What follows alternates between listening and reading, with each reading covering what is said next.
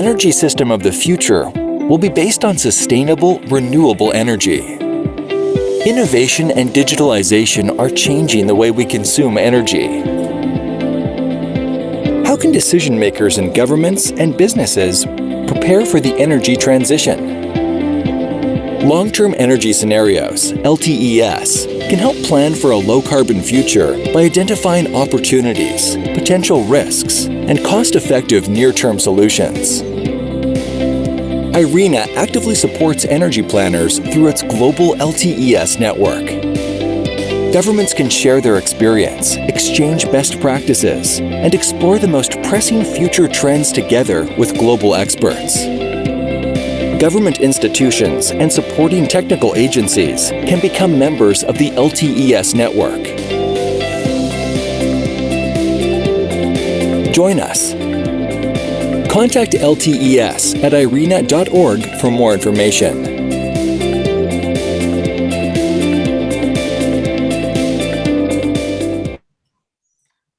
Welcome to the final session of the third International Forum on Long-Term Scenarios for the Clean Energy Transition.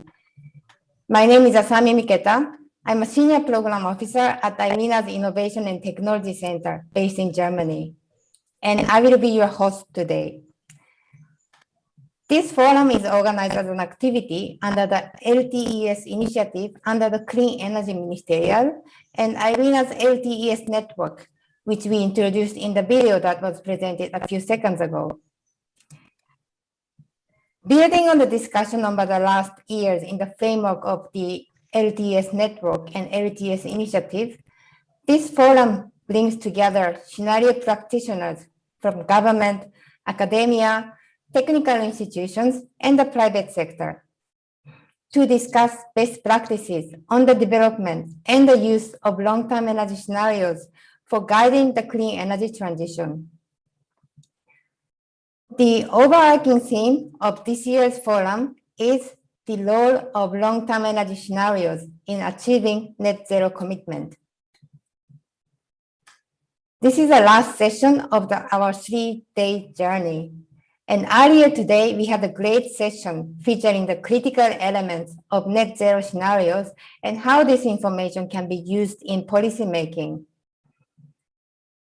In this session, we will be discussing how LTES can better capture technological disruptions and behavioral changes. Next slide, please. Before we begin, I would like to make some housekeeping announcements. First, this event is recorded, and recordings and presentation will be made available on IRENA's webpage, the same page that you registered for the forum. Recordings of the previous sessions are already uploaded. You are all currently muted, and you will remain muted throughout the session. And if you have any questions to the speakers, please use the Q&A function at any time during the session. Next slide, please. So the topic of this session, capturing technological disruptions and behavioral change in the long-term energy scenarios. This topic was chosen because this was a topic that many energy planners in the government sectors in our LTES network expressed strong interest. And this is a great opportunity for the scenario practitioners community to learn from the leading experts on the topic. And this session has been designed together with a co-organizer of the session, National Renewable Energy Laboratory of the United States. And before introducing the session co-organizer, let me briefly describe the structure of the session. We will start with the scene setting presentation from the session co-organizer.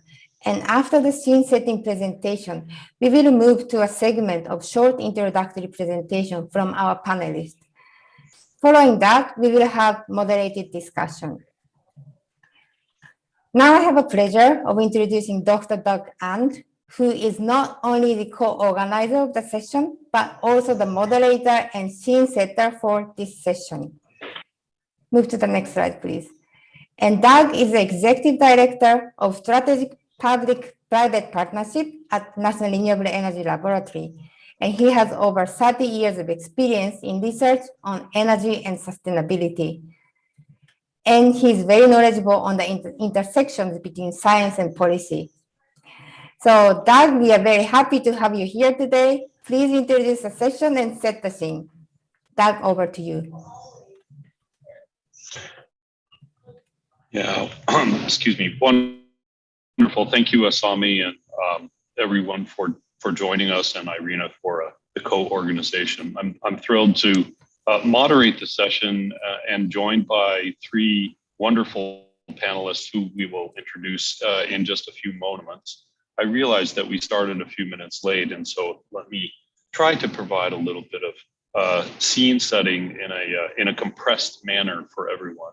And the assumption is that perhaps folks have been able to or have not been able to participate in the last few days of the LTES forum.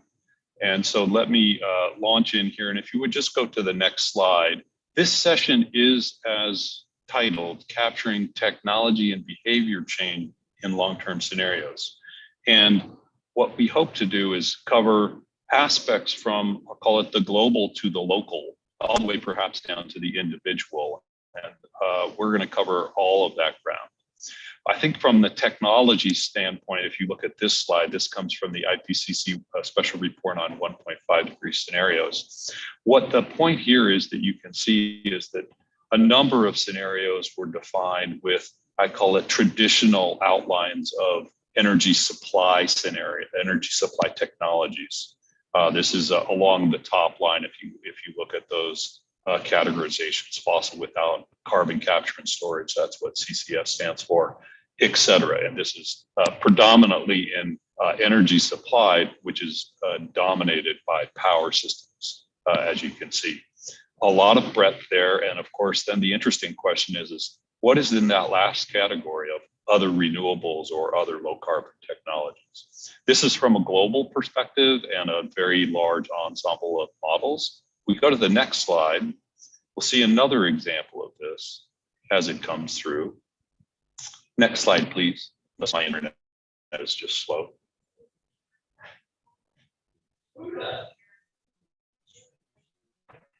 The next slide shows, sorry, let me just double check. Is the IT system working? Great, I see this one now.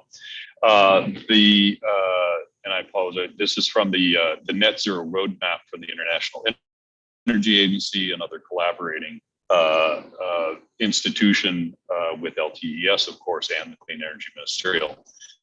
And here you can see one graph of many coming from this particular scenario that focuses on both the clean energy sector, i.e. wind and solar in the power sector, but also what's transitioning in the mobility sector with electric vehicles. And then most interestingly, in the last graph on the right-hand side, a combination of many, many technologies and perhaps some assumed behavioral changes, which actually indicates that in at least their scenarios, they can foresee the potential for a reduction in energy intensity per unit of GDP coming forward. And we'll talk about certainly behavioral change relative to energy efficiency and other aspects. Please go to the next slide. Irina has also produced a whole series of analysis and reports using their remap models. Here's just one example of that from North America. And again, you can see a variety of different generation technologies here, including, again, a bucket of other renewables in that. And here, again, this is looking at predominantly the power sector, but we can look beyond that. And let me transition. So this was from global, again, global. Here's a regional area. And then the next slide, if you would, you're going to see a somewhat complicated slide from my group here at the National Renewable Energy Lab, which looks at just US scenarios. And this slide, way too complicated to go through in detail, but it shows the output of one of maybe about 50 scenarios, which are looked at toward 2050 for the US power sector, and shows you a variety of different visualizations of that data, whether or not that's kind of state-based generation or overall capacity expansion, which is the upper right-hand graph, and you can see a variety of technologies there, as well as what is considered to be the dispatch curve, or how power actually operates on an hourly basis in the lower right-hand side. Let us peel the onion another layer or two and go to the next slide. And I want to share with you a few slides from a 3-year study that we recently completed for the city of Los Angeles. And this again is looking at the question of long-term energy planning for in their goal setting of 100% renewable energy for Los Angeles Department of Water and Power. And this was done with a variety of different, very detailed models, which you can see on the lower right-hand side. And while a bit small, the point here is that this included incredible amount of detail of looking at building electrification, electric vehicles, other loads, and then building that all into a variety of power system models, including distribution level system models and bulk power system models, looking at environmental analysis, jobs, and economic analysis as well. And interestingly here, this was done from basically very, very high resolution and aggregated up as need be. I think, go to the next slide, please, if you would. And what you'll see on the next slide is the selection of scenarios. And I think the use of scenarios is perhaps a topic that we do want to talk about in the Q&A, and how groups of stakeholders go about defining scenarios, and in particular, understanding scenarios about technology change or behavior change, and how those then can be incorporated into long-term energy scenarios themselves. This just shows the scenarios that the LA stakeholder group defined. And I won't spend a whole lot of time looking at the differences and describing those. We can get into them if people are interested. And the next slide, if you would, actually shows a compilation of results. And here I actually do want to spend just a little bit of time to identify some of the technology enhancements that were called out in the long-term energy scenario modeling. And in particular, you can see the two call-out boxes in column 2 and 3, if one counts from the left. And that is the assumed availability of renewable energy fired combustion turbines in that dark green band, and or hydrogen fired combustion turbines in the light green band. There's a whole variety of technologies which you can also see listed on the other right-hand side. And most interesting here is that these technologies are needed or found to be needed for long-term reliability, particularly under very high stress scenarios when, for example, a major transmission line would be taken out for months due to wildfires or due to some other natural disaster or other disaster.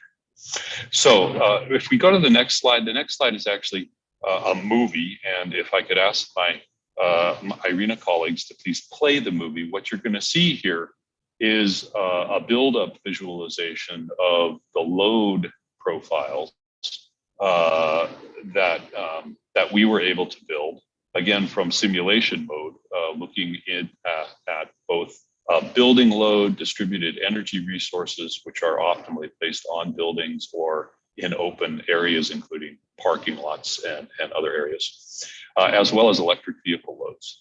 And we'll let this play through for just a moment. And the point here is that this type of detailed modeling is currently available for those that are interested in actually looking at the required infrastructure build-outs that, of course, are necessary in order to achieve the policy objectives, which have been discussed or have been laid out themselves. So here, the very tall red buildings show high loads with electric vehicles, et cetera. So we'll let that play for just a second, and then we'll move on. Wonderful. So let me reflect on all of these. If you can go to the next slide then. What are the implications for technology change? I think the four bullets on the left-hand side are very important for us to think about, which is one, understanding commercial and near commercial technologies. There is a lot of change happening. Technology is not static. This includes the traditional renewable technologies, but also other technology areas, including nuclear, CCS. But most importantly, I think today, really thinking about significant changes in the cost performance and services that come from wind, solar, batteries, hybrid configurations. As those move forward in much deeper penetration in markets around the world. Most importantly, I think we should have a discussion and think about how do we characterize pre-commercial technologies or technologies which are in early commercial deployments around the world. And early commercial might mean first of a kind projects, or maybe the first 10 projects or so. And some of them today actually are quite substantially large. For example, announced projects with solar and electrolyzers to produce hydrogen. Many gigawatts capability of those announced around the world, but yet those are probably the first, say, 5 or 10 large sites. What that indicates for a conversation is that the anticipation of continued technology improvement and cost reductions going forward. There's clearly a significant amount of dialogue to have and knowledge to share around understanding the implications of technology and behavioral change, not just at the individual level, but really considering institutional policy and regulatory change. And of course, how do we address unknown unknowns? So for example, things that we really don't know today, the impact of, for example, of quantum computing on the ability for data processing and control systems. It's really an unknown area on our side. The right-hand side is really just an explanation of multiple different technology areas that many of us have been talking about now for a few years. Of course, electrification, top of the list. But most interestingly, we really haven't dove into multi-day demand response. A lot of work has been done in intraday demand response. Storage, of course, beyond batteries and certainly beyond just lithium-ion batteries, traditional batteries. There are a number of chemistries out there, a number of different approaches, and certainly many other technologies than just electricity storage per se. Hydrogen, renewable natural gas, P to X stands for power to X being chemicals, hydrogen, many other opportunities there. What I haven't included here, of course, is conversion technologies into heat and cooling directly and other things like that. So let's go to the last slide. And here I just want to reflect on evolving practices and again, kind of food for conversation, how to get robust information out of long-term energy scenarios and energy planning, considering ensemble approaches to addressing uncertainty issues, using effectively formal, robust decision-making procedures, and certainly improving characterizations and incorporations into those models. And of course, understanding transparency of assumptions, model methodologies, et cetera, I think is very important for translating the science and the methodologies of models. So if we could there, let's please stop the slides and move to the next slide deck. What I'd really like to do at this stage is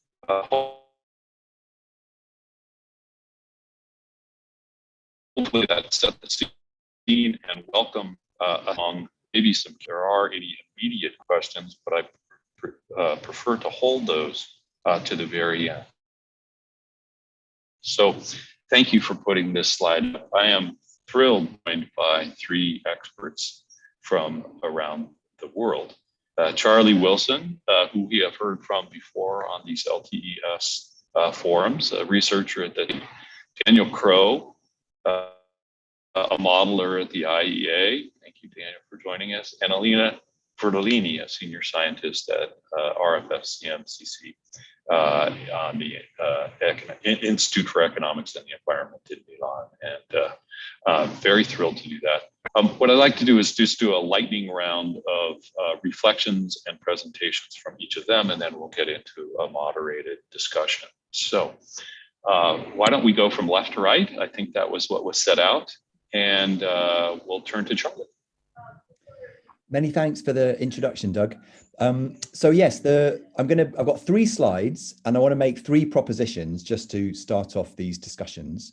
The session is about technological disruptions and behavioural change, and I'm going to focus on the behavioural dimension. So next slide, please. So my first proposition is that there is very good evidence now on the potential contribution of behaviour change to climate change mitigation.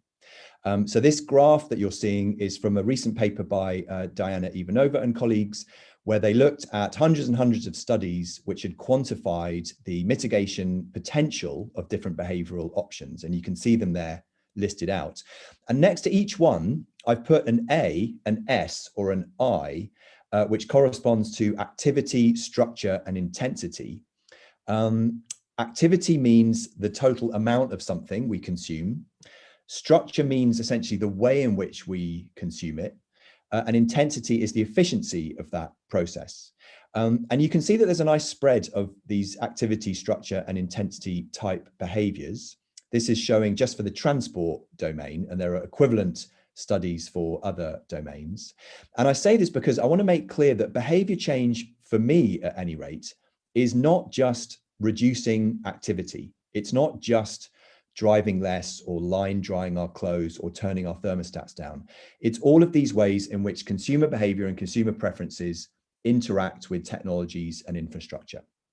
So that's my first proposition. Next slide, please. So the second point I wanted to make is that the social dynamics which actually explain a lot of these behavioral change potentials can be modeled.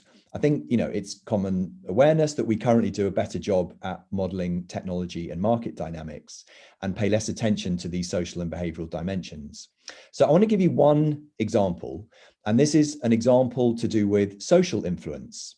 So if you look at, starting on the top left, we pose the question, what would the adoption rates of electric vehicles be if our models included social influence dynamics? If you look on the top right, we know very, very well, there's really good evidence that diffusion is a fundamentally social process. So risk-seeking innovators try stuff out, communicate their experiences to the more risk-averse majority market and get that majority comfortable with adoption. So how could we think about modeling this? Well, we then went to, if you look at the graph on the bottom left, this was the result of a meta-analysis where we looked at over 20 studies which had quantified the social influence effect on our choice of vehicle. We used that meta-analysis to come up with a parameterization of the strength of social influence on vehicle choice. And then we incorporated that into a global integrated assessment model. So if you look on the bottom right, you see the results. This is from the global image model. On the left, you see the electric vehicle share of the global vehicle fleet under technological learning assumptions, which are common for us to model. And on the right, you see what happens if you include the social learning or the social influence dynamics. It's a different type of positive feedback mechanism that works alongside falling costs as a function of experience. As experience grows, we also get more comfortable and less, we perceive fewer uncertainties with the technology, and this incentivizes adoption. So a more behaviorally realistic modeling result, we would argue.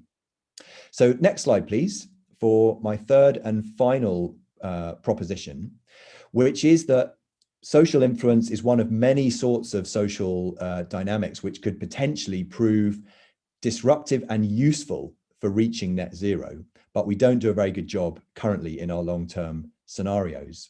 So if you look at those 3 cones at the top of the slide, on the left is the traditional sort of future possibility space that we explore using long-term energy scenarios.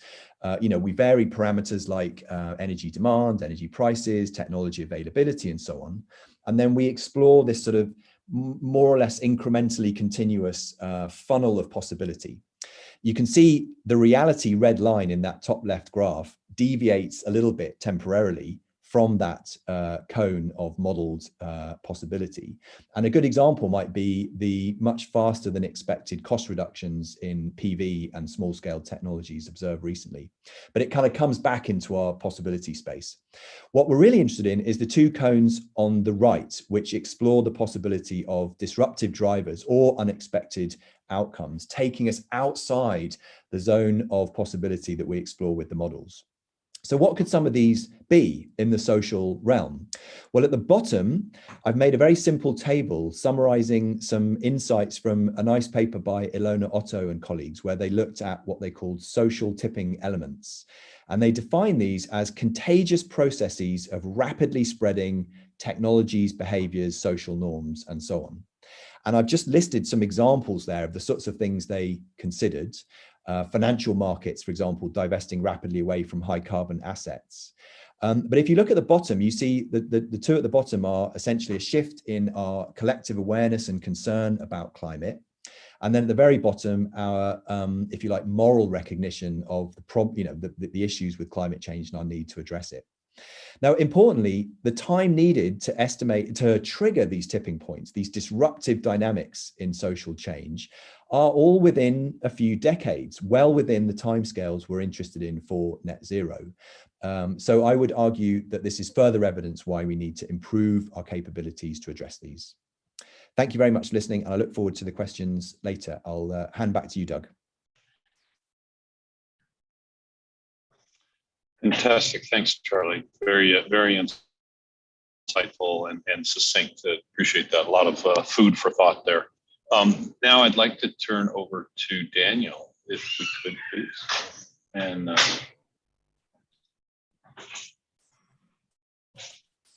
Daniel, are you with us? I'm with you. Great. Yeah. I hope you can see my screen.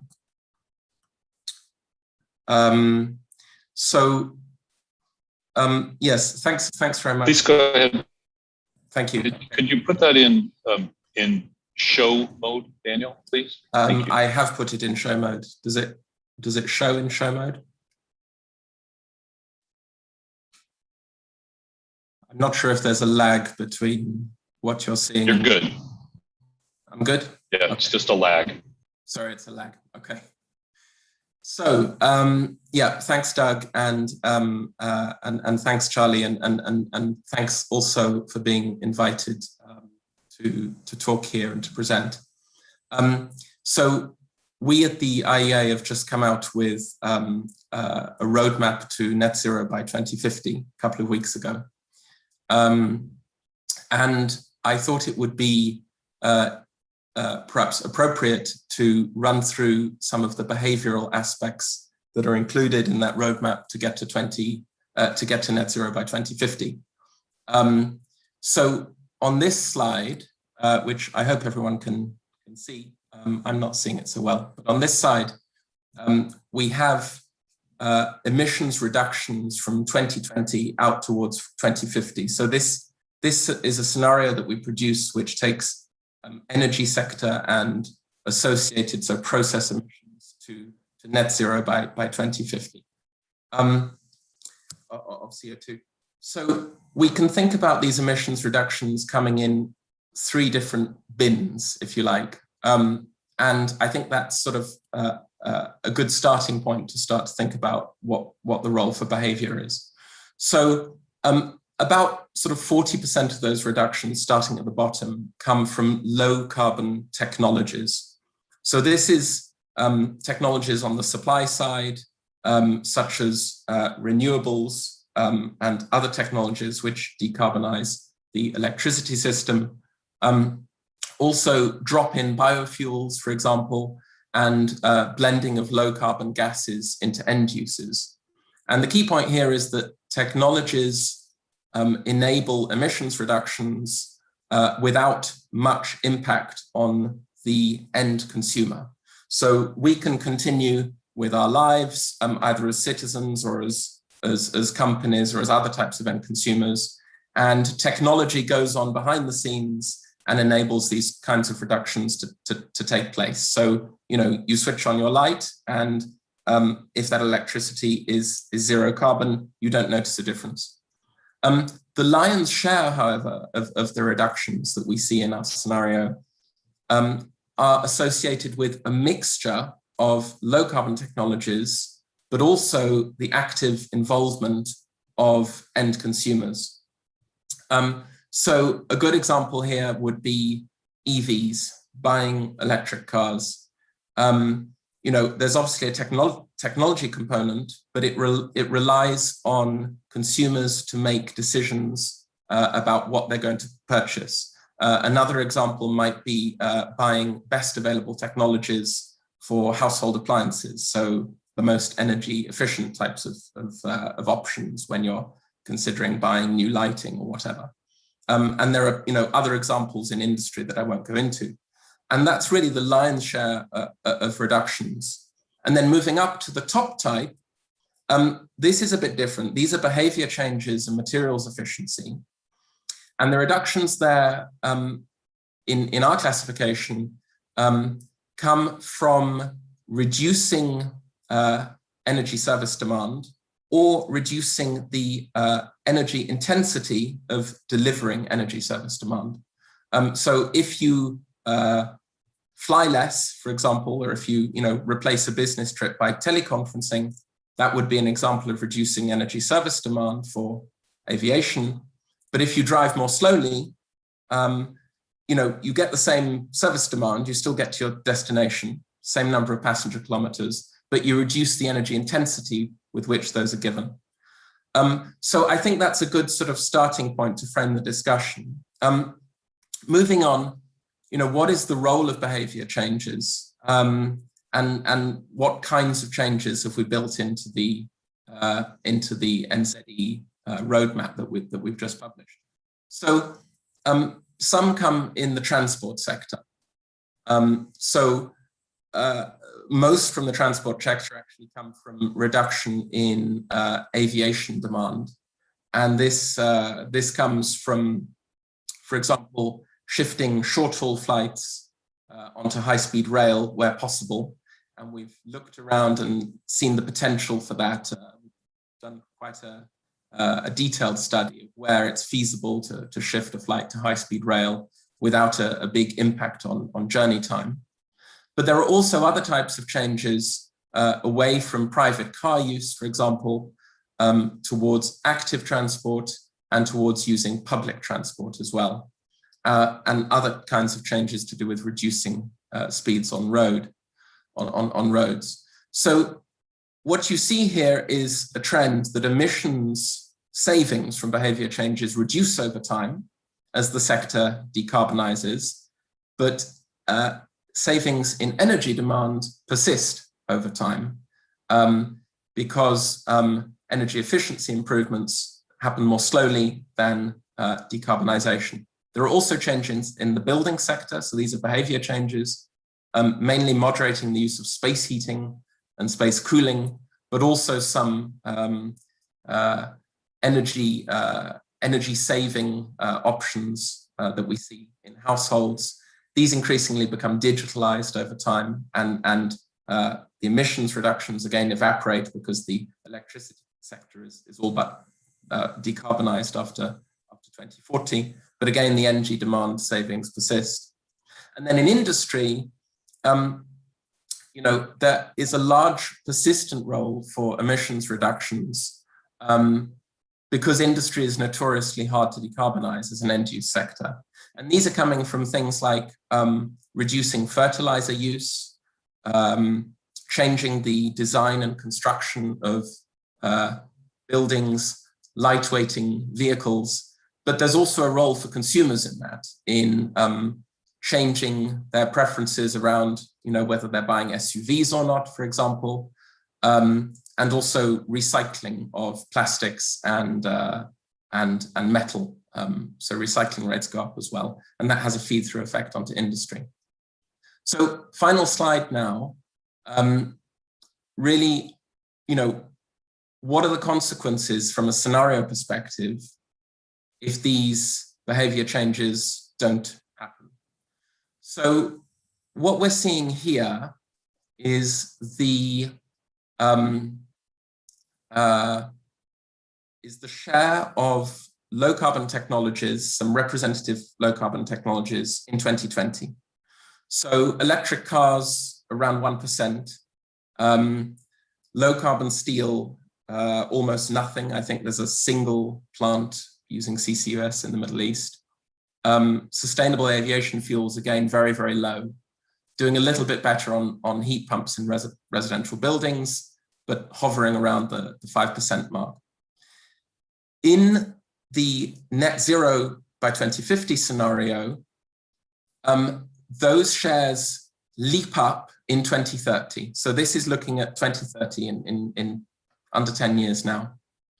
And, although 60% of new cars sold are electric in 2030, in the NZE scenario, there's still a load of legacy cars in the mix because, cars have a lifetime of 15 to 20 years. And so there's a bunch of ICEs hanging around, and that means that we're only at 20% on the roads in 2030. And that's a general theme that, we have an infrastructure which is emitting a load of carbon dioxide. That's not going to go away overnight. And so one of the roles of behavior changes is to reduce emissions from these existing assets. But if we take away those behavior changes out of the net zero scenario, where would we need to be in terms of the percentage deployment of low carbon technologies in order to reach the same level of emissions reductions as we have in NZE?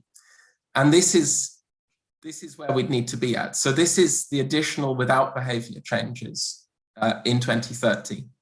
And for some sectors, it's quite staggering. So for passenger light duty vehicle emissions to be the same as what we see in NZE, we'd have to have just under 50% of cars on the roads by 2030 being EVs to get the same kind of emissions reductions. And you can see a similarly sort of dramatic effect in other end uses as well.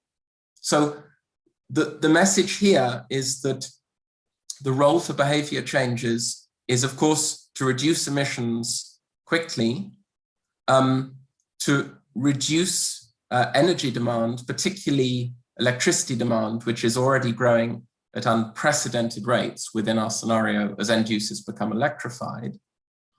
But also it takes some of the pressure away from the speed of ramp up of clean technologies within end users. So it's already absolutely unprecedented. And behavior changes have a very important role there in dealing with emissions from existing assets, which simply can't, in our view, turn over quickly enough, particularly on the demand side. So that concludes my presentation. Thanks very much. Looking forward to the discussion later, and I shall stop sharing the screen if I can. Wonderful. Thanks, Daniel, very much.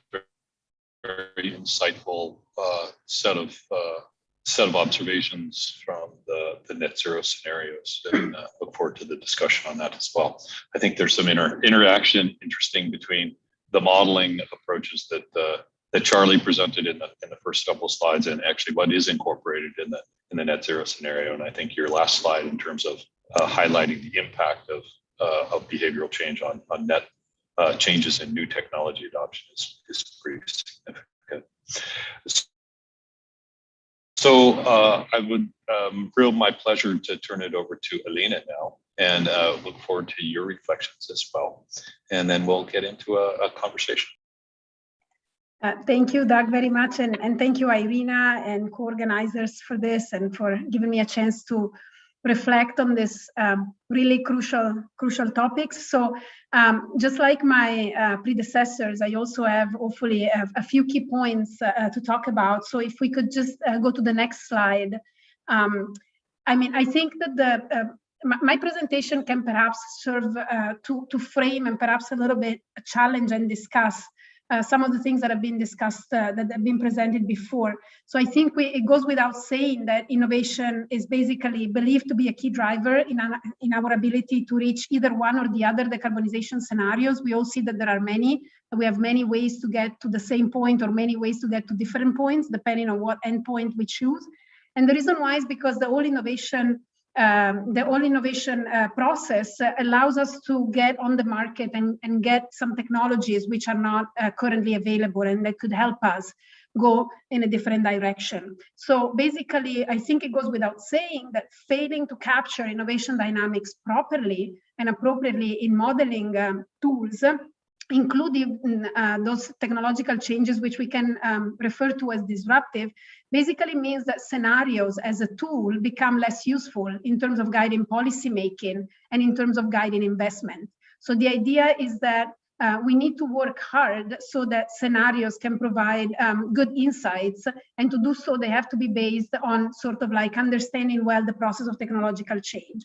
And so just as a reflection, this idea is so important and so powerful that I don't know how many of you are aware of this, but in the next IPCC report, there is a full chapter dealing with technological innovation and technological diffusion. And this topic has been dealt before in AR, in assessment reports, but it never had a single place of its own. So I think it's really now coming to the, to the foreground, and it's at the center of the discussion also as a mean of implementation in climate policy globally, right? So I would like to concentrate my comments on three aspects, I guess, of the modeling of the innovation process. The first one is about the cost dynamics. The second one is about modeling the diffusion dynamics of a given technology. And the third one is about technological disruption. The second one touches a little bit upon the topic of behavioral change that my colleagues presented about, but the third one is more linked to new and novel technologies that are coming on the market. The first one is a sort of a baseline, which I'm going to try to make a few reflections upon. So next slide, please.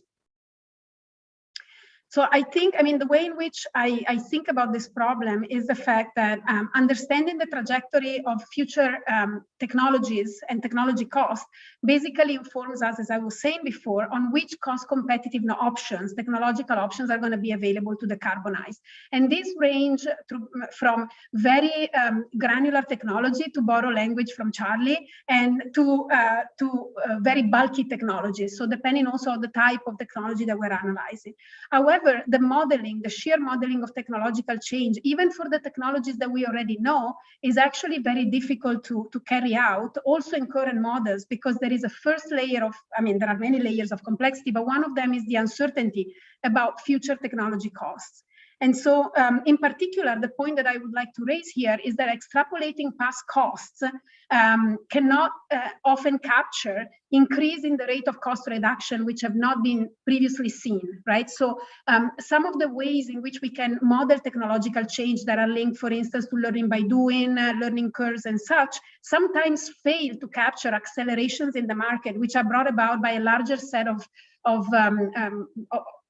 events, such as more stringent climate policy or behavioral change, or changes in the way in which we look at our way of living. And what I'm reporting here is simply one of it's a graph from a recent publication of some colleagues that basically show you that over the sheer span of time of 15 years, or actually 5 years, projections, expectations by experts in the wind energy actually were worse than what we witnessed happen in the real market. So what I'm trying to say here is that at one point in time, we expect costs to progress a certain way. And sometimes we've been proven wrong, not because we were too optimistic, but because we were too pessimistic about it, and we weren't able to capture. And this underestimation of technology cost reduction actually characterizes both model-based and expert-based methods to project costs.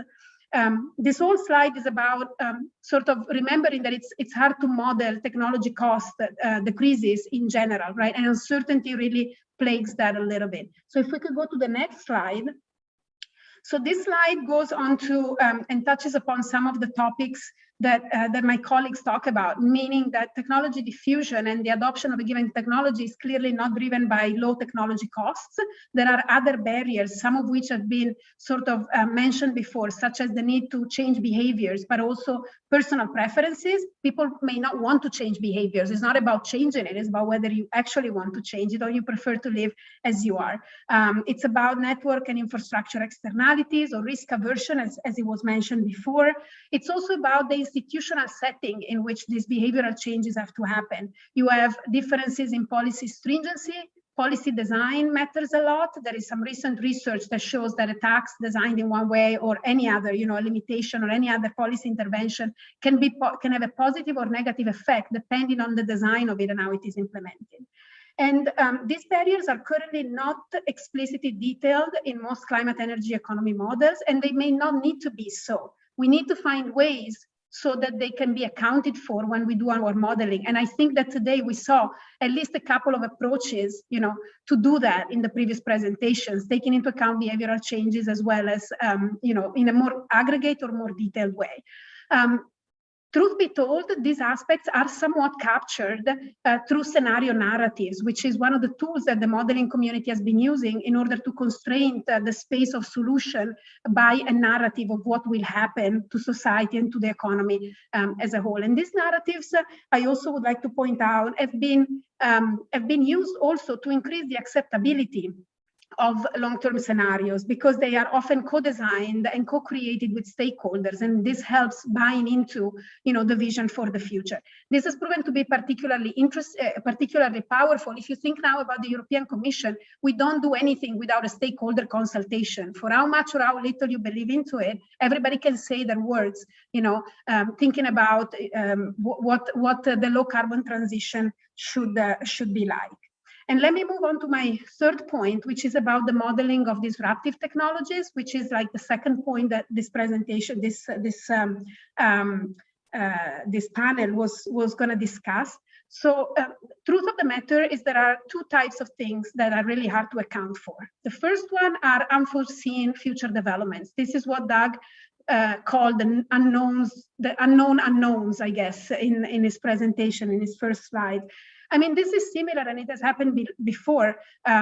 Charlie mentioned we didn't expect solar technologies solar technology costs to decrease so much, but also we were somewhat puzzled by the shale gas revolution. We call it a revolution. Nobody was sort of expecting that could happen as it did, and it was not particularly, perhaps, it was not a particularly good news for people looking to decarbonize, but it happened.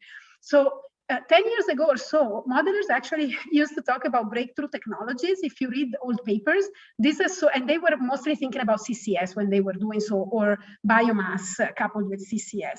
And now this sort of thinking about what could happen is something that should be thought about. Similarly to what Charlie was suggesting, to go into the unexplored, the extremes of what we can see happening. There is, however, another, perhaps more urgent, I would argue, step to take, which is some disruptive technologies are already here, and yet they will impact decarbonization, but they are not fully accounted for in our models. And the example that I would like to push forward is that of digital technologies and their ubiquitous application in our life. So let me just briefly explain to you why this matters. So if we could go to the next slide. So if you look at three hard to decarbonize sectors, much of our effort will have to be within industry, buildings, and transportation. The electricity sector needs to do a lot of changes, but these changes have been happening for quite some years, and there are future prospects which are, that we can expect to be relatively good. Industry, buildings, and transportation, completely different story. So why are digital technologies important here? First is because they impact energy demand, and the impact of this technology is actually at present unknown. The literature spans in the result. Some of them think that they're going to be the solution to everything. Some of them think that they're going to consume so much energy that we're going to need another planet to diffuse them. So whether energy technologies are going to increase energy demand more than they're going to increase energy efficiency is actually not clear. And this ties directly into the behavioral changes that we were talking about before, right? it's important to use online conferencing, or it could be useful to use online conferences as opposed to traveling to the US, but perhaps continuously uploading and updating your pictures in the back of your phone leads to energy consumption, which is actually non-minimal and which is not quantified currently. And summed up to the whole population of the world is actually quite consistent, and there is some literature to that. But there is another further layer, and this is my last point, which is, if we could go to the next slide, digitalization does not only change the prospect of energy demand and carbon efficiency and carbon intensity and carbon emissions, it also changes the framework conditions in which you can carry out decarbonization. So Europe now wants to, Europe, but also many other countries around the world, they want to promote, the green economy, the green transition, the low carbon transition, but they're promising this alongside other sustainable development goals, or to the very least, an improvement in equity, in the type of jobs that people have access to, in access to resources for all citizens in a given country. And digitalization, I think the COVID crisis has shown, can impact these things significantly, and it can make it harder or easier to actually decarbonize, simply because it can either be an enabler or it can create further barriers, right? So the importance of modeling these disruptive technologies, especially when they are so general purpose and so applicable and so ubiquitous, is actually crucial in order to generate credible and useful long-term scenarios. So these are my three reflections. I will leave it at that, and I'm looking forward to the discussion. Thank you very much.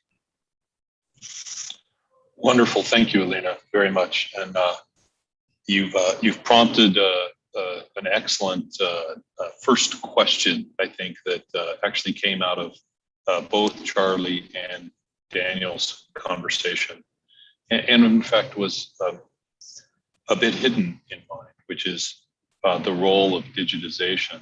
And there are, in fact, two other questions that we're actually going to address in this conversation that are in the Q&A, which is the question relative to what is the impact of disruptive technologies and behavioral change on overall energy demand, and then also this question of, do people actually want to change, or how do they change? And what is the role of technology and government in terms of people's behavior?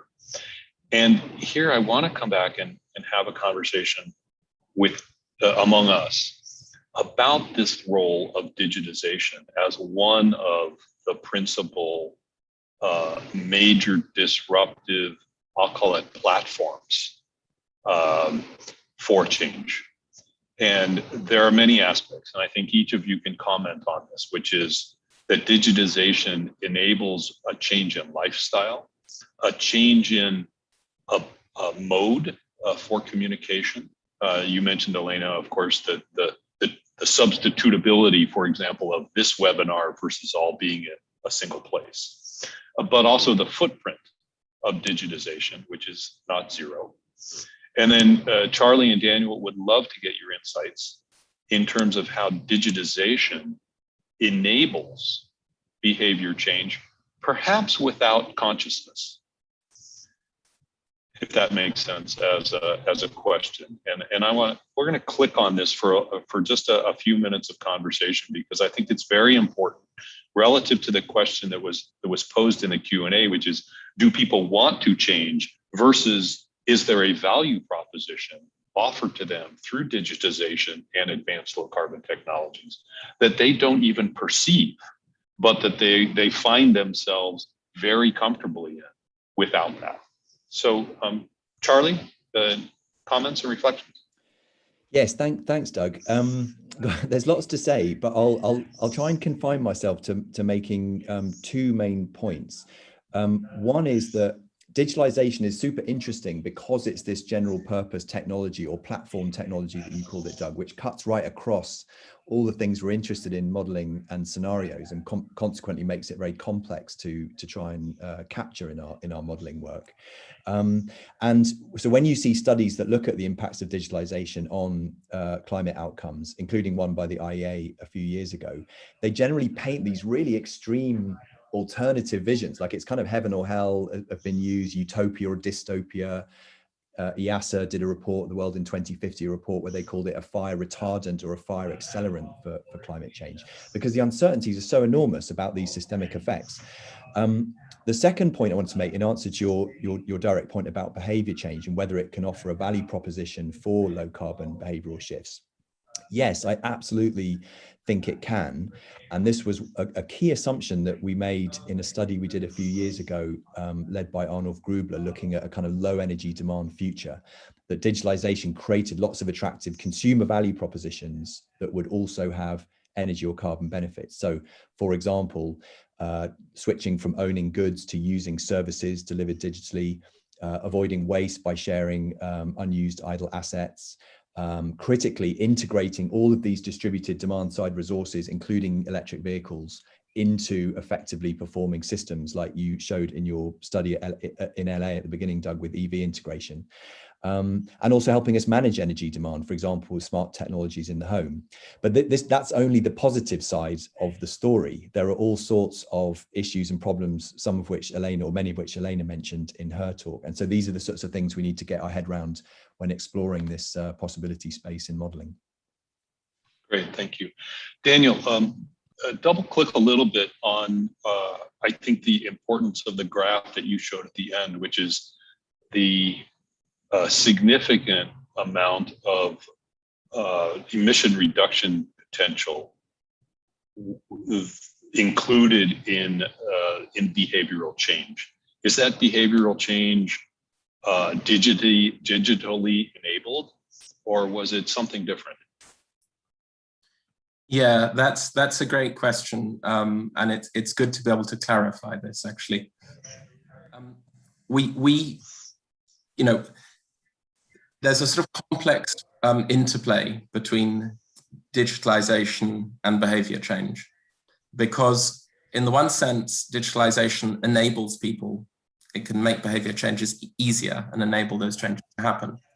But if you take that to an extreme, in a sense, what I would describe it as, it cannibalizes the behavior change, meaning that there's an activity, or there's an energy service demand reduction, but there's no longer agency on the part of the end user in that reduction. They no longer play an active role in that.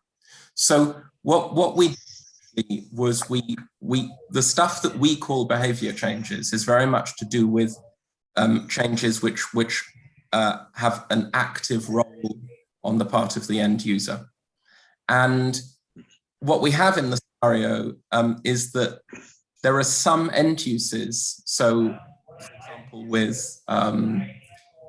with driving more efficiently. So you can drive in an anticipatory way. You can shift early, etc. And there are a number of these kind of changes in which we reasoned that this would happen automatically later on in the scenario. So we only model these as behavior changes early on in the scenario, out around 2035, and then these gradually get phased out. And that's the same with technologies in homes, movement sensitive lighting, and so forth. So what I was describing is really traditional behavior change. And then there's a whole new set of questions that happen further down the line. Great, thank you. Elena, I'm gonna probe you a little bit more deeply on this with two examples. One is the known impact of digitization in developing economies and how that is enabled, for example, service ability, digital currency through mobile telephony, which has enabled economic development, distributed energy supply, et cetera. And how do you see digitization really affecting, I'll call it SDG 7, and the other aspects which we care about, which also gets to a different question that was posed in the Q&A, which is, what about technology diffusion around the world? And then I'm going to double click on one more after that for everyone. But let's start there.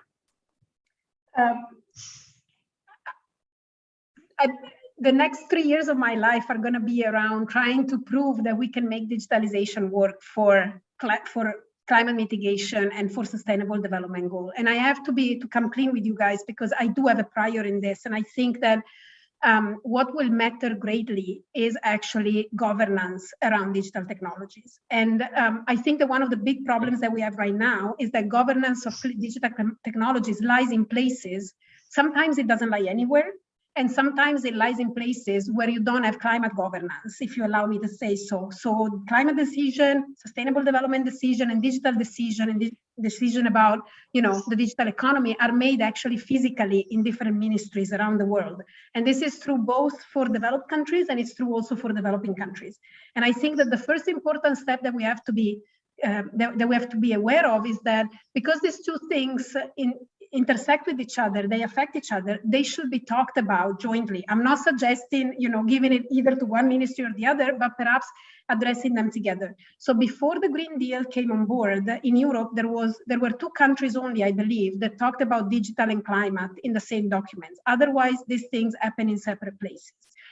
So this is a general, let's say, reaction. So I come from the place where I think that governance is what's going to help us go, for it to make it either very good or either very bad. I think that digital has great potential for developing countries, and I think that this potential must be recognized and it must be built upon, because these countries are facing extreme challenges in the next few years. They have increasing number in terms of population, so their energy demand is going to increase the most, and potentially it could be, let's say, a perfect storm if we don't manage the two things together. So the brief answer to your extremely complex question is, I think that digital technologies should be leveraged upon to try and they should be governed to close the gap, not only with respect to climate, but also with respect to other sustainable development goals. This, of course, is super challenging, especially in certain countries where institutions are very weak. And I think that in these countries, we should come to a help by providing an international framework that supports these processes throughout. So tied in financial investment to governance, minimum requirements of both these topics. So I hope that I managed to somewhat very swiftly reply to what you asked, but I'd be happy to say more if you want me to. Yeah, no, thank you very much. And it is great to extract that into the importance of the policy dialogue and the multi-agency or multi-institutional dialogues, which are important relative to a comprehensive approach to technology and behavioral change to achieve not just decarbonization goals, but broader energy and economic goals within the framework of thinking about long-term scenarios. So that's excellent. We've talked about digitization. What are some of the other, maybe just one, your top technology innovation or behavioral change category, which you believe is significant in terms of being aware of? It may not necessarily be in the models yet or be well characterized, but what's the one area that you would suggest that people be conscious of and really try to improve their understanding of? Charlie? I think for me, the top one would be our ability and our capacity to through our kind of consumer behaviors, specifically our use of electric vehicles, our use of demand response technologies in the home, our ownership of distributed electricity storage technologies and so on, our willingness and capacity to kind of offer those as services to networks so that the networks can function efficiently with very high levels of renewables, I think is the one, if there's a social tipping point that I'd sort of like to see and think is critical for net zero futures, it's that sort of, it could be automated or it could be very active, that kind of consumer engagement in the system functioning. That's a very technical way of expressing something much more exciting. That would be the one. We'll get back to that. It's critical, yeah. Thank you. Yeah, thank you. Daniel. So I'm going to be a bit more sort of prosaic in my answer. I think one one of the areas where we were just staggered at the quantity of emissions from, very small subsector is long-haul aviation. And we see, within the net zero scenario, we see a lower growth in long-haul aviation than we do in our other scenarios, in our stated policy scenario. I think one of the things about this is that the people who are typically taking long-haul vacations are among the wealthiest, less than 1% in the world. And the carbon footprint just from that one action is absolutely staggering. So it does get, a lot of the attention, definitely in the media, but there's good reason for that. And then if I can just add in one other thing, it would be diet. Because, we obviously at the IEA, we're focusing very much on energy. There is a complex interplay between what's happening in the agricultural system and what's happening in the energy system due to land use, that's quite clear. But, there's also a lot of methane emissions, coming from outside the energy system. And we're seeing rapid reductions within the energy system I think by 2030, methane emissions drop more than threefold from the energy system, but we need concurrent reductions outside the energy system. And those short-lived forces, unless they're handled appropriately, can lead to peak warming beyond 1.5, even if we're making substantial reductions in CO2. So I think those would be my two on a plate. Wonderful, thank you very much. And Elena. It's great to go after Charlie and Daniel because they picked great ones, so I don't have to worry about those. I can just pick the third best one or something. But no, let me focus a little bit on the supply side or technology side, perhaps, given that both of them focused on more on the behavioral and the consumer side. Great points, by the way. I think that to me, what will be a silent disruption will be the ability to electrify industrial production. And this is something that I think that people believe can be done much easier than in fact it is. A lot of industrial sectors are actually struggling a lot. A lot of people are going to be challenged by the ability. And this could bring sort of like twice the benefit because, as I was mentioning before, we have already sort of decarbonized a little bit our electricity supply and we're moving faster on that. So if we electrify, right, we're able to really displace the carbon and in place of renewable. That would be something that I think would be a silent disruption in advanced economies, but also in developing economies as well. And the second thing that I would mention, if I may, on which I'm not quite sure, I think we should really reason a lot, is this idea of hydrogen that everybody's talking about as a different carrier and the ability to effectively build or generate blue or green hydrogen, which is very contentious. It's been talked a lot in policy realms, and I think we need a lot of clarity on whether, on the pros and cons of moving towards this energy carrier as opposed to that. Let me just look back and say that electrifying industry does touch upon both, especially what Charlie was talking about, the ability of use, social behavior as a service to the system, because electrifying industrial technology will come together with distributed generation as well, right? And so the two things sort of interact together. Great, thank you. Very insightful suggestions and comments on that one. I kind of bundle it into three categories. One is to think about how each of the various technologies contribute to a decarbonized energy economy. So not just electricity system, but energy economy. Daniel, your point on diet, I think, reflects actually on technology innovation. When I think about the innovations which are going on in the I call it, quote, manufactured food, or particularly alternative protein space in terms of looking at plant-based proteins with replacements for quote unquote meat, et cetera, as well as a lot of dialogue around sustainable farming, sustainable fisheries, of course, low carbon technology which goes into agriculture and agricultural production, as well as food waste reduction, which I think is a big one. And then thirdly, what I heard was a very strong set of comments around the quote hard to decarbonize sectors. So this goes to your long haul aviation industry, certainly what I might consider the chemical and industrial supply chains, which need to be thought about pretty significantly.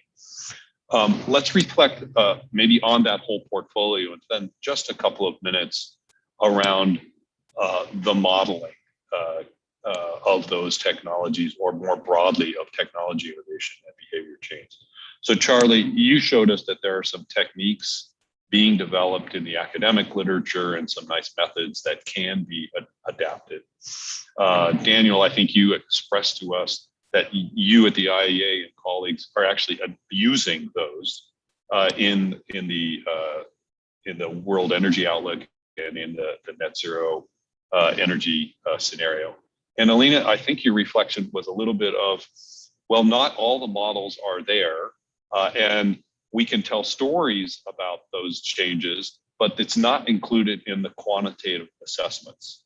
So how do we close those gaps? And Elena, I'm going to start with you this time, so you get to go first, and then we're going to go in reverse order here. Thank you. So, I mean, this is, of course, a big question, and I think that the answer partially depends on the technology, on the technological aspect that you're focusing on. Let me focus on one to start with. So I'll go back to digitalization, if that is okay. I mean, my hope and my plan would be that in order to, let's say, better reflect digitalization dynamics in long-term scenarios, we should do two things.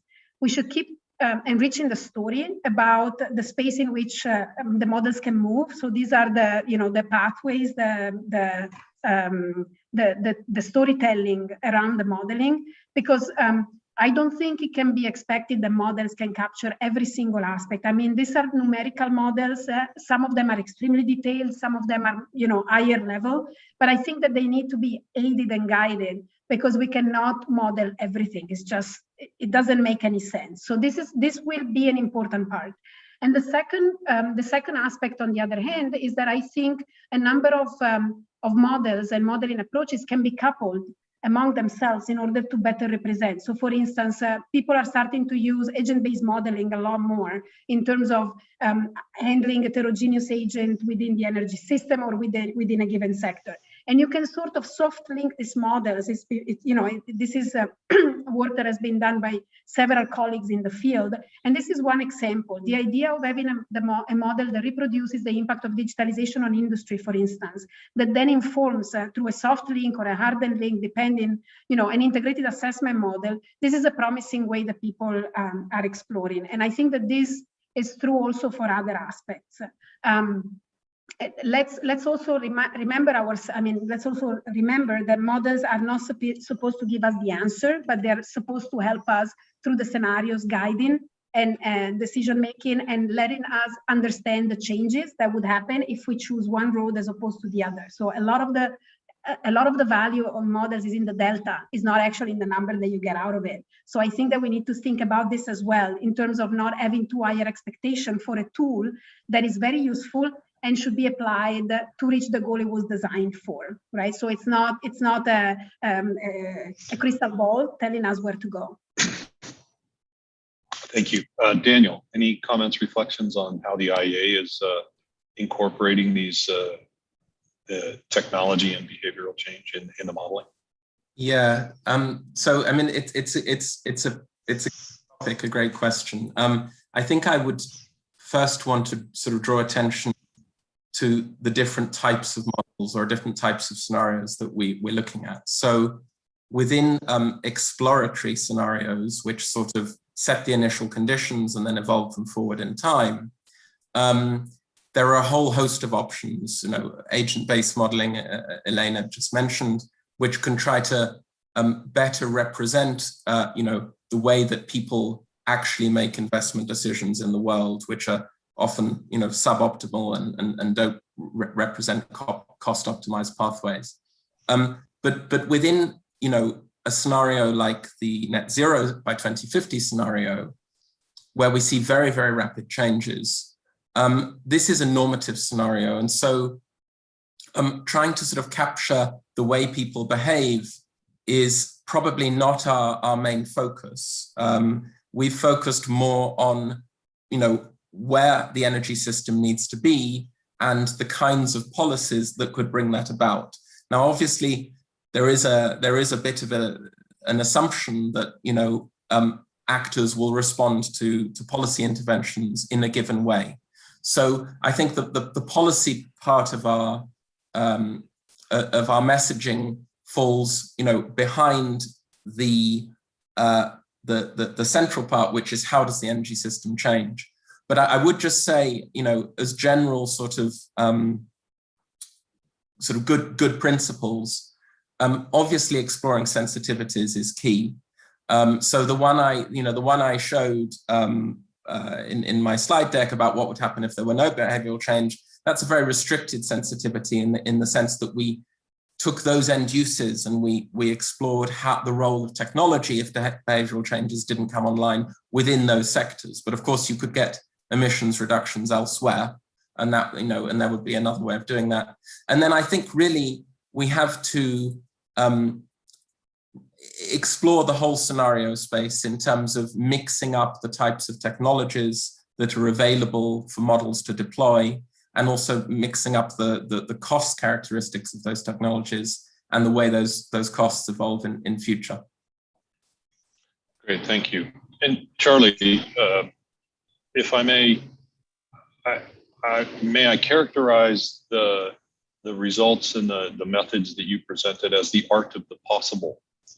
And how does one go from the art of the possible into incorporating those mainstream into a broader suite of energy models and tools? Yeah, that's an interesting question. I mean, it's a generous description, the art of the possible, but I definitely think more broadly, these sort of issues about incorporating behavioral and social dynamics as well as disruptions into scenarios and models is a very active research frontier in the academic and applied communities. And of course, like technologies, there are long formative phases where lots of things are tried out and experimented with and learned from before something hits the tipping point and goes mainstream.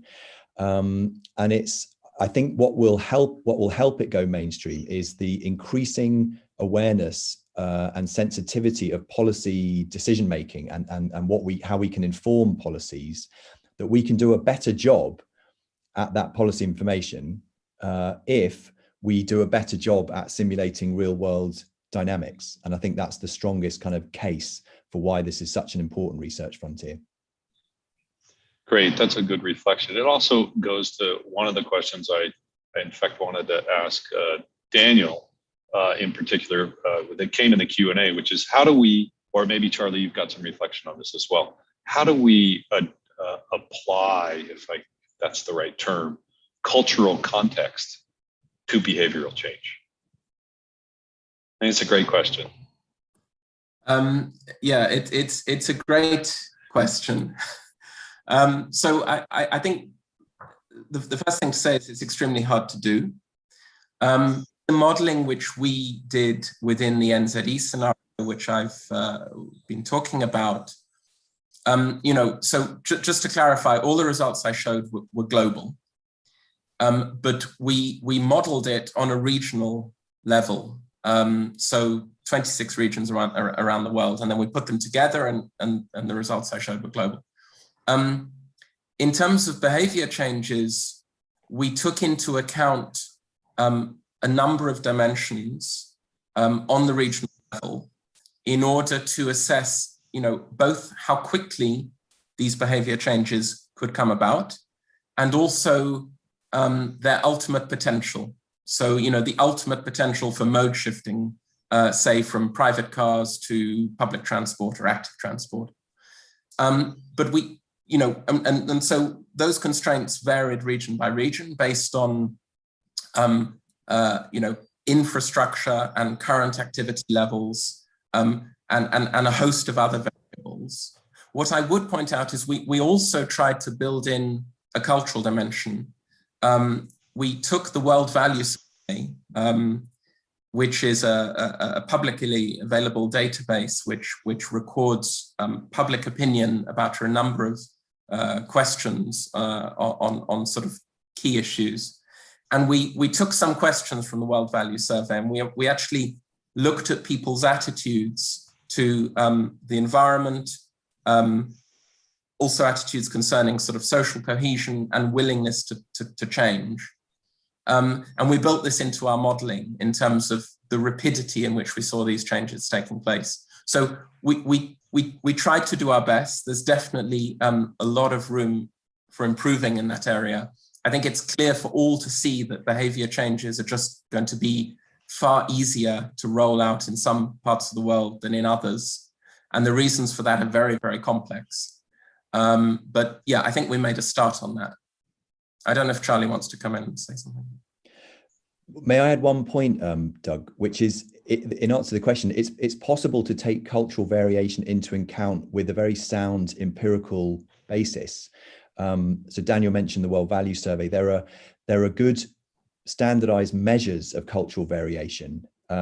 We use them in our social influence work. We saw that social influence effects tended to be stronger in more normative countries where there's more sort of deference and respect for social norms and tradition. And social influence was less strong in more pragmatic countries where maybe people approach decision making on a more optimizing basis. So we could incorporate that into our social influence effect.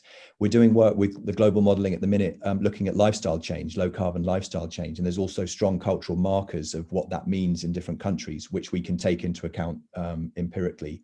And more sort of, actually, I'll stop there, but definitely possible, important to do and possible to do. Wonderful. Thank you very much. We're just about out of time. So let's do a lightning round of just one or two reflections that you'd like. So maybe 20 or 30 seconds each, because I have to allow our host, that Irina, to have a couple of closing comments. Elena, a couple of just final thoughts, very quickly. My final thought would be that thinking and exploring and improving the long-term scenarios is really important, but we should not forget that these scenarios then have to be implemented in real life. And again, going back to the ability of policies to be implemented in a given context, institutional change, and the role of stakeholders. To me, what is going to be really important is that alongside these long-term scenarios, we also build a vision for people to believe in. This is the equivalent of basically putting a man on the moon type of idea, and this can actually help move behaviors, change behaviors, and increase awareness. So I think I would leave it at that if I had something to add to what I said. Great. And Daniel, final reflection? So I think, just to state the obvious, to global net zero by 2050 is an extremely impressive challenge, and we need to throw everything that we have at this. And that's, traditionally been looked at on the supply side from an energy perspective, and there's an increasing focus on what can happen on the demand side, not just in terms of energy efficiency and electrification of end uses, but in terms of behavior as well. And that's essential that we maintain that focus and improve the resolution and sophistication of our models on this. I would also just add one final thing, which is that policy response and understanding how people respond in the real world to policies is going to be absolutely vital for the next stage, which is putting that pathway into practice. Great, thank you. And Charlie? So very briefly, I would add that these scenarios and models have what we call performative force. They help shape the reality that they're simulating. If those models ignore or marginalize behavior and the role of people in delivering net zero, that is a really unfortunate and grave bias and error, I think. So it's very important that we get better at capturing these social and behavioral dynamics in our tools. That's a great set of final reflective comments. So let me start with a thank you to each of you.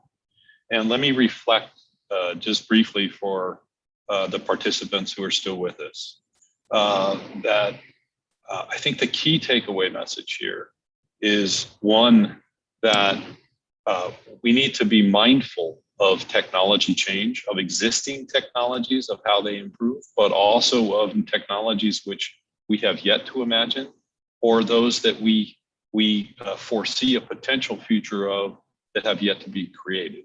That's on the technology front. And I think this last message is really, really incredibly important, which is that the world of energy and emissions is about people, and accounting for people individually and institutionally, all the way up through the governance, is incredibly important. And representing I'll call it the human dimension and the human dynamics within our energy scenario thinking and modeling, and the importance of that all the way through that chain from individual to institutional and governance at the local level all the way through the international level is incredibly important to do so. So thank you for that. Thank you for holding on with us for just a few extra minutes here. And Asami, I'm going to turn it back to you for final comments at this stage. Thank you. Thank you, Doug. It was a great summary of the whole discussion. Thank you very much for excellent moderation, Doug. And thank you, Elena, Charlie, Daniel, for sharing valuable insights. It was excellent. I enjoyed, and also great to see a lot of nice references to your work. We are going to follow up on this. Let me just give you some concluding remarks, because this concludes our program for the third International Forum on LTES. So just a few remarks about how we started. We started this forum in 2019 as an annual flagship event that accumulates discussion that we had over under the framework of IRENA's LTES network and SEM LTES initiative. And besides this forum, LTES network and initiative organized more than 30 dialogue events to facilitate the peer-to-peer exchange of best practices among the governments, and also to connect energy planners in the government sector with a larger scenario experts community like this one. And the thematic focus for this forum reflects the interest of the members of LTES network. So this year's focus on the net zero scenario was also a decision based on the LTES members' feedback. So we had great 6 sessions over the last 3 days. On day 1, we had 2 sessions featuring national energy planners' perspective, and we had speakers either from the government planning offices or those experts who work closely with them. And day 2, we featured private sector's use of scenarios. And today we had 2 sessions where I discussed some of these key components of net zero scenarios. So for us at IRENA, the next step is to prepare the key takeaways of this event and share it with the wider scenario community. We also have several interesting dialogue events and webinars upcoming. So we will keep you all posted through our social media. And IRENA is committed to keep working with the scenario community towards the common goal of sustainable future. So again, on behalf of IRENA, thank you again, everyone, for attending. And thank you again for the great speaker for this session. It was really amazing session. And I just wish you good rest of the day. Thank you so much. Bye-bye. Thanks, El. Bye.